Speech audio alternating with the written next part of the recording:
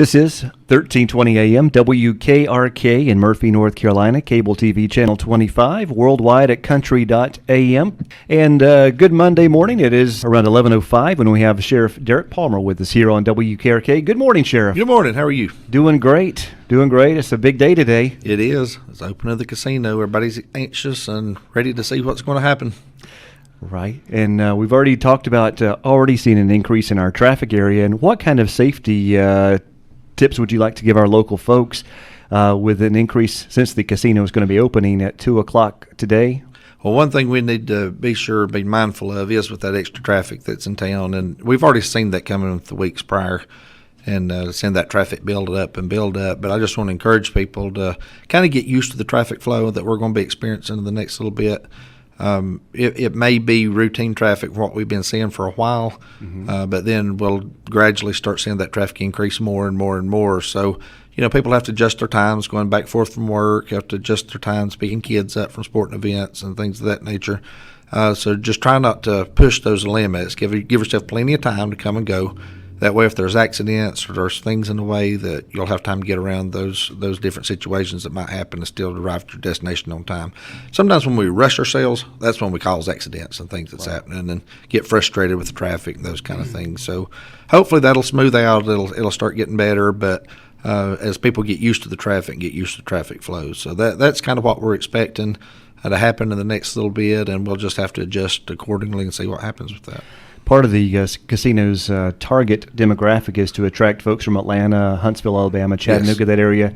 So that is the area probably that folks need to be more concerned about. Highway 64 west of Murphy, because of the Cherokee Casino, Pigeon Forge, Gatlinburg, and all those areas probably are going to stop at the one in Cherokee. But for the Murphy Casino, what areas are probably going to be drawn from? We expect the majority of our traffic coming from west of Murphy, coming from Highway 60, Highway 129, and coming in 64 from Tennessee. Is where we expect the majority of the traffic flow. Of course, the two-lane there from McDonald's, 64 west on out past Arby's, not through there is where our major concern is through all this thing. As you know, that traffic flow and traffic pattern is bad out through there. Right. On good days, it's bad. So, we're just kind of anxious to see what happens out through there. That is actually Murphy Police Department's jurisdiction through most of that, out through the Chamber of Commerce, out in that area.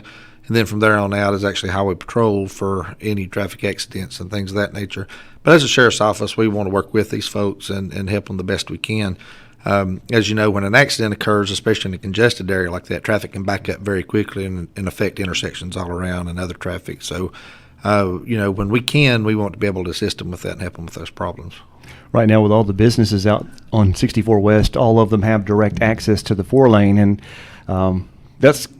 that road is kind of like a bypass. So folks are now trying to look to bypass the bypass because it is so congested in that area. As locals, a lot of people talk about using the old road there behind McDonald's, the old Ranger Road back through there, and that is a good idea. But even at that, when you're coming toward McDonald's and toward the First Baptist Church, that's still sometimes a tough place to get out at that stop sign because of the traffic turning in from the 4-lane and traffic coming out of Murphy.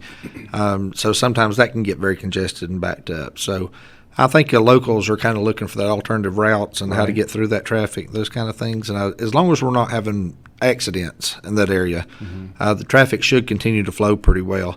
Of course, there has been rumors. Nobody knows for sure what's going to happen about putting a divider down through the middle of 64 there to keep traffic from turning there at the Chamber of Commerce and Wendy's and all that through there from turning cross traffic. And some people are liking that. Some people's opposed to that. Businesses, I don't think, particularly like that because of restricting what can come into their business. But with the traffic patterns the way they are now, sometimes it's hard to get across traffic the way it is. Right. So we don't know what the future will hold. We'll just have to adjust properly, and that's in the DOT's realm. That's not the sheriff's realm. So we'll just have to, whatever they decide to do, we'll just have to adjust and go with the flow with it. I know one of the problems out in the area is speed. A lot of folks come down from Ranger, and they don't really observe the change from 55 to 45 to 35 there. They just fly through there. Since it's a 4-way highway, I was just driving not yesterday, but a couple of days ago, and I was going about 30 38 and a 35. So I was Right. speeding 3 miles per hour. Right. Someone come flying past me about 60 just down there in front of Arby's. I was like, wow. Yeah, and that's the cause of a lot of those accidents through there, especially in the turning lanes and things of that nature, because people are expecting 35 and expecting 45-mile-an-hour speeds. So when they look up the road and they see a vehicle approaching, sometimes they assume it's doing 40 or 45 miles an hour and try to cross traffic, and then realize that it's going much faster than that. One thing I do want to remind people is they're from the Welcome Chamber of Commerce there to McDonald's intersection. It is 35 miles an hour through there.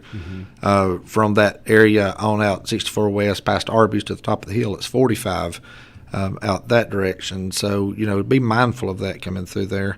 And, trying to save a few seconds or a minute or two coming through there is not worth getting an accident and may cost you the rest of the day of having to be in the hospital or other situations that may occur through that. So we don't want to for those type of things to happen. We want people to slow down, be safe, be calm, and let's try to get through this transition the best we can and not have too many accidents. Looks like a lot of the construction in that area is starting to wind down. It is. They're trying to just get the roads in condition, and a lot of these were projects that were already scheduled previous to the casino, that the funding's just now coming up for those things. But they're trying to get the roads in good shape and trying to get it in a place to where a vehicle can travel smoothly through that area. It is a nice, smooth ride now. I've got to say. A lot of people, I always remember Mayor Hughes, even when he was a principal, he was always talking about using this parallel in life. It's sometimes like road construction. Things have to get a little bit bumpier before they get smoother. That's right. And I use that all the time now. That's right. So, road construction, a lot of people don't like it during the bumpy time, but once it's finished, it's a nice, smooth ride. And a lot of people ask about the casino and, crime that comes with that and things that happen. And, myself and Chief Thigpen, we've talked with a lot of people. Mm-hmm. We talked with sheriff's offices. We've talked with tribal police. We have kind of tried to do the best we can to get an idea of what to expect, what to expect in this area. And really, depending on who you talk to, depends on their perspective as to what the casino brings. As we do know, crime will come. Crime will increase with the casino being in the area. And this is what I want to let people understand, though, that the casino itself is not an entity that breeds crime. Right. What happens is it's just the amount of people that comes. We could have an amusement park here. You can have an amusement park and crime will increase. You could build a new retail store and crime will increase. And it's not the fact of the entity itself is causing the crime. It's the fact of just when you add more people to the area and bring more people from out of town here, you bring their problems with them. And you bring their habits and their crimes and things they do in their area. Sometimes they bring that kind of stuff with them.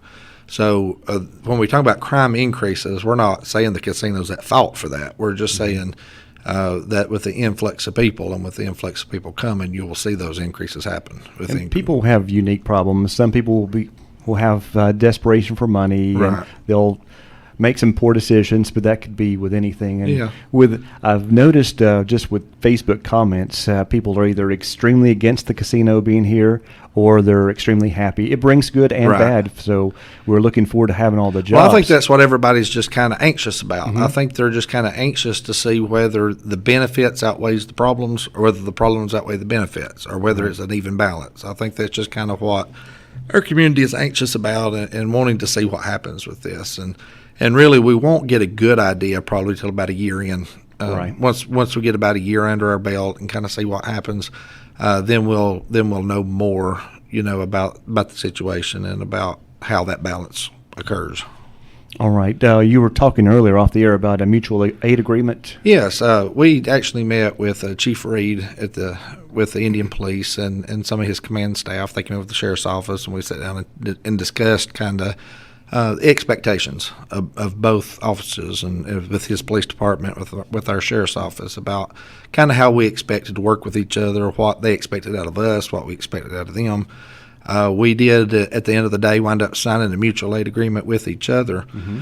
And that's very important in the fact of that, the Chief Reed with the Indian Police, his attitude is much like mine. One of my concerns was I talked with him. I didn't want to sign the mutual aid agreement if that meant that we were going to have to respond to the property and work wrecks and ding cars and missing pocketbooks and every little thing that happened up there, because I just don't have the manpower or the resources to do that. Chief Reed's kind of the same attitude as me. He feels like it's their property, that's their jurisdiction, that's what they should be doing. Mm-hmm. But what this mutual aid agreement is for is in the event there's a catastrophe or an emergency situation that happens. If there's life that's in danger and there's an emergency situation that's going on, or a catastrophic need or something where they need manpower and help, this mutual aid agreement gives us the ability to go on the property to assist them for those emergency situations. But it also in turn helps them come off that property and help us in the county for problems that we have in the county. So it's just an extra set of eyes and ears and hands in the area. And we're very willing and want to work with each other on this and accomplish a safe environment for all of our citizens here in Cherokee County. All right. Some more things under your belt in Raleigh, North Carolina. Yeah. We was kind of joking about this before we come on the air. You know, one of the things when I went in, was elected sheriff and went down to Raleigh and talked to legislation and talked to the Sheriff's Association and different people there about the West. One of the things that my concern was, one of the complaints was that in the far West, out here in this end of the state, that I didn't feel like we had adequate representation in Raleigh. That I felt like, you know, as we all know, that sometimes it feels like that people who live in Raleigh feels like the West is in Asheville, and that kind of ends there. Don't go far past Asheville. And so one of our complaints was the needs and the things we have here in the far West, we weren't getting adequate representation for. Well, I got notified this week that I have been awarded, I guess would be a good way of putting it, awarded a position on the Training Standards Committee there in Raleigh, also the Legislative Committee in Raleigh, and the Audit Committee for the Sheriff's Association. So I'm real happy about being able to sit on these committees and having some representation out here from the West. It will require a little bit of traveling back and forth to Raleigh and going out there for different meetings and legislative issues and things of that nature. But I'm real happy about that, and real happy that we're having some representation from Cherokee County, way out in the other end of the world, out there in Raleigh. Out there in Raleigh. It is a long, far way away. I used to live in Raleigh and went out to school in Chapel Hill, so driving that back and forth on the weekends, that's a pretty long drive. It is. It's a pretty long drive. That's where all the things happen. Yeah, it takes about 6 hours or so there to get to Raleigh, and it is. It's where all the decisions are made. It's where all the things that affect statewide that's going on. So I think it's important that we have someone from out here that can voice what's happening in Cherokee County and what's happening here in the far west counties, so they understand our needs and they understand the things that we face out here. And when they make those decisions in Raleigh that affect us, we at least have a voice out there to either concur with the things they're trying to do or oppose the things they're trying to do. What kind of issues will you have influence on? Well, different things as legislation meets and as they discuss different laws and things of that nature. One of our responsibilities on the Legislative Committee is addressing those and how it affects the Sheriff's Office, not just here, but the Sheriff's offices around the state. And so it's a representation from Cherokee County to voice our opinions on whether we agree or disagree with some of the laws they're passing, and have a voice of opinion of how it affects my office and how it affects the offices of sheriff around North Carolina. And sometimes we can voice things or talk to legislators, senators, congressmen, talk to them about things that affect us that they may not realize or they may not understand when they make these decisions. And even in the Sheriff's Association, even with the representing the sheriffs across the state, sometimes things that the sheriffs downstate and east or the central that they may be all for or agreeable to may not work well in the West, or it may not work well with what we're doing out here. So we have a chance to voice our opinion and talk about all the problems that may come with that or all the agreements that we may have with that. And it's just an extra voice with that. With the Audit Committee, it goes more about the financial procedures of the Sheriff's Association and about the way we're spending money and the way that money is being spent across the state with the sheriffs. And so we can look at that and make sure that there's no misappropriations or people's not using their money not wisely, that we can give input onto that about how people are spending their money. Also, there with the Training Committee, it's a voice that we can talk about issues such as body cameras. We can talk about things that the drones that's a big issue now that they're passing laws on and things of that nature. How we respond to even domestic situations or respond to terrorism situations or things of that nature. With the training committee, we have a voice of what needs that we may have out here and what new trainings that may come up that we would like the state to require, we'd like the state to have some input in, even financing those training needs. Right. So we can work with the Justice Academy and work with different people who puts on this training so we can express to them, these are the trainings we need, these are the training these officers need, and work with them even on the funding aspects of that and trying to get those classes and those trainings done so our officers are adequately trained. Right. I know with the body cameras, you have mixed emotions on those. A neighboring county is already using those. I know Towns County, maybe a couple of more. But what do you know what kind of experiences they have had with those so far? They've been both positive and negative, and as with anything you do. But one of our biggest concerns with the body cameras is not necessarily of what we're doing being videotaped. What our concerns with that is how that plays with storage issues, for example. If you go on a crime scene and say we have 5 deputies that go on a crime scene and they're all wearing body cameras and they're investigating a crime scene or someone gets hurt at that scene, or if they have a use of force issue at that scene, then we have to store all of those memories and all those body cameras and all that digital media somewhere. That may be a storage that needs to last a few days, or it could last a few years, trying to figure out how to store all this data, where we're going to store this data. While a camera's out of commission, about having more cameras that you'd be using while that camera is being stored for evidentiary purposes, or that data from that camera is being stored. Just a lot of different issues such as that. Who's going to bear the expense of this? Who's going to buy the cameras? Who's going to buy the resources needed to store all the memory? We're doing this for judicial purposes and for prosecution purposes. So are they going to share in this expense, or is it totally on law enforcement to share this expense? So there's a lot of different issues associated with that. That's not necessarily just the videotaping part. One of the things that we did look into, and well, let me say this first. One other thing that I really don't like about body cameras is the fact of that when you're wearing a body camera and you're walking, everything's jumpy and the camera spins around and turns and ups and downs, and it may or may not capture what needs to be captured. So one of the things that myself and Chief Deputy has talked about is maybe going back to the in-car camera type situation where we have stationary cameras mounted inside the car with audio that the officers wear. So wherever the officers go, you have audio of what's going on, but the camera is stationary. Sometimes you get better video when you have a stationary camera. The only downside to that is whatever happens has to be in front of that car for it to be videoed.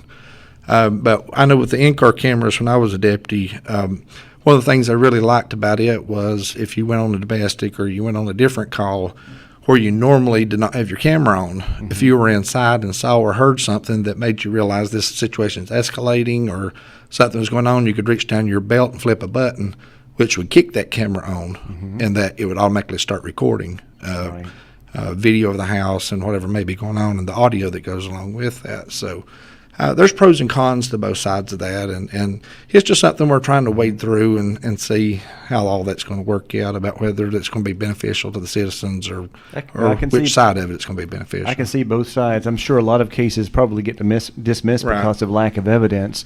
So this would probably help in that cause. But again, I know the officers probably don't like the idea of Big Brother always watching either. Well, the one thing I've always said about cameras is cameras on an officer makes a good officer better, and it weeds the bad officers out. And that's just kind of the fact of the matter. One of the situations though with cameras and with those type of things is, say you're in the back of that situation where you have 5 officers on scene, and you store that memory, and when it comes time for trial, 4 of the cameras recorded, but 1 didn't, and it may be a legitimate malfunction. It may be something the camera didn't record, but now you've got to defend that in court as to why you don't have video on this one camera. Did that one camera record something the other cameras didn't? Did you erase that video? All those different things that come along with that that you have to defend in court when you start making this a policy and procedure of your office. So we have to also figure out how to deal with those issues, how to deal with those problems, maintenance of the cameras, making sure those cameras are recording and working, making sure you recover that evidence off those cameras without erasing it, So they're just, like I say, there are just tons of different situations comes along with those cameras that we have to deal with. All right. Yeah. We will see what the future holds. Are they an expensive type purchase first time? They could be anywhere from a few $100s to a few $1,000s, depending on what you get per camera. Even with the in-car cameras, you can go down to like a GoPro style camera that costs a couple $100s a camera, to the law enforcement certified in-car camera system is about $8,000 per car. So. Wow. Like I say, it's anywhere in between, depending on what you want to get and what kind of camera you want to get, how clear you want it to be, how far the audio will reach, how it stores. I mean, there's a lot of different factors, and depending on what you want to spend, depends on what you get. You've had a fun week with policies and procedures. I have. Tell us what that entails. Well, one of the things that I'm doing is we're looking through the policy and procedure manual from the previous administration. And when we came out on December 1st, unless you have been working on this for months in advance before the election, you basically come in and operate under the previous administration's policy and procedure until you can set your own policy. Right. So what I have been doing, and this week I've dedicated this entire week to be working on this. I've worked on it a little bit all the way since December 1st, but this week I'm trying to get it all done this past week, and probably this week I will get it completed, is going through our entire policy and procedure manual and looking at the good things of that manual, of what we need to keep, what we need to enhance, the things in that manual that I feel like shouldn't be there or said in a way that I don't think it should be said, and changing that. Right. So we're going back through that policy and basically just rewriting that policy manual and to fit our needs through this administration and through this office. Does it cover things like how people are hired, how the public is dealt with? What all? It covers everything. It covers the gamut. There's about, as it stands right now, there's about 286 pages to our policy and procedure manual at the Sheriff's Office. And it deals with everything from hiring procedures to how you discipline, to the officer's actions on investigating crime scenes, storage of evidence, undercover operations, how you disperse money during those undercover operations. It covers the whole gamut of the office and how it operates. And some of those things, are old practices that needs to be updated. Like one of the things in there that talks about is the use of BlackBerry phones. Well, we don't have BlackBerry phones anymore, so that section needs to be updated to our current technology. And really what really needs to happen is every couple of years at the most, it really needs to be gone through and updated. And that policy needs to be looked over to see if it's meeting the needs of our office to protect the citizens of this county and to protect our officers that work within the office. So there's it covers everything from use of force to high-speed chases to the use of telephones, use of computers, discriminatory things, policies as far as sexual harassment in the workplace. I mean, it's just all kind of different things that's covered in the policy and procedure manual. So I'm going through those things line by line and paragraph by paragraph and revamping that and making sure it meets the needs. What are some of the current requirements to be a law enforcement officer? I know we see all these news stories which feature some of the not the majority, but the minority, just some bad apples that should probably have never gotten hired to begin with because of whatever problem they're having. Well, that's one of the things that we're looking at changing at the Sheriff's Office. There's lots of different ways you can go through that process. Your basic requirements are a high school diploma, driver's license, and 21 years of age. Then you must complete within a year. You must complete basic law enforcement training through an approved academy. Those are the basic requirements. There's some other things as far as passing background checks, drug tests, and other things that go along with that. Right. And I'm sure there's a couple other things that I've left out. But what we're looking at doing through the Sheriff's Office is typically what happens is people go to school, they go through basic law enforcement training, they graduate the program, and then they come looking for jobs. They put in an application, and a lot of the applications we get is people of no experience that's looking for their first job. They're looking for somewhere to work. One of the things that we're discussing and that we've not made a final decision on yet, or I guess I should say I've not made the final decision yet, but one thing I'm leaning toward doing is we have a year from the time we hire someone till they go through basic law enforcement training and become certified. We have right now a 12-week field training process that once someone's hired, They're paired with a field training officer. They go through that specialized training for 12 weeks. Upon graduation of that training and completing all the things to show that they are competent, they are capable, they can do the job, they're willing to do the job.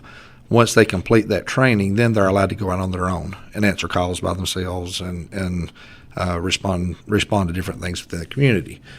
That's within the office. So one of the things we're looking at changing is when people want to get into law enforcement, want to hire, we're looking at go ahead and hiring that person, starting them in a modified field training process to see if they're going to be a good officer or not, to see if they're going to meet the requirements that we expect out of people, if they can write reports, if they can make good decisions, if they can progress as a person should progress through this program. One of the important things about this is even though they're not certified, they'll be paired with a field training officer, so they're not out there making decisions on their own. Right. They're not out there what we would say John Wayne and wielding guns and threatening people and things of that nature. I mean, they're under supervision. But that gives us an opportunity to see how this person is going to work, to see if they're going to fit in with our organization or not. Once they start through this program and they show that, yes, this is going to be a good worker, this is a person that's going to fit in, then we're going to take it upon ourselves to recommend them to go to basic law enforcement training, to sign the paperwork for them to go to training, send them through that training and get them certified. But that gives us an opportunity to see if this person is going to work out before we spend the time and the money and all the hiring practices of getting this person hired just to find out that they can't do the job, that they can't make it through there.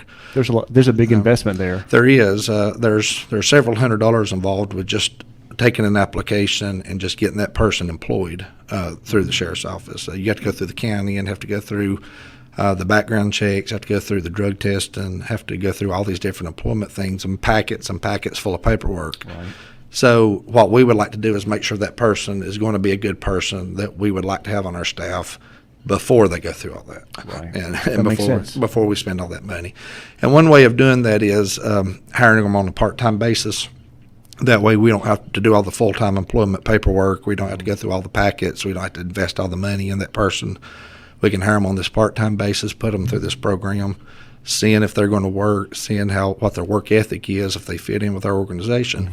Then we can send them to basic law enforcement training, get them certified, and then we can put a real investment in that person because we know they want to stay, we know they want to be there, and we know they're capable of doing that job. Well, I see our time is pretty much come and gone already here. And again, for folks out there traveling today, just be mindful. Be very careful. Very careful. Obey the speed limit. There may be a lot of folks from that are not familiar with the Murphy area roads. Right. So just keep an eye out. That's it. And just report anything you see, that's suspicious, out of the way, accidents, things of that nature. Just be sure and call 911 and let the dispatchers know what you see in that area so we can start adjusting properly. All right. Sheriff, thank you very much. You have a great day. You do the same. Bye-bye.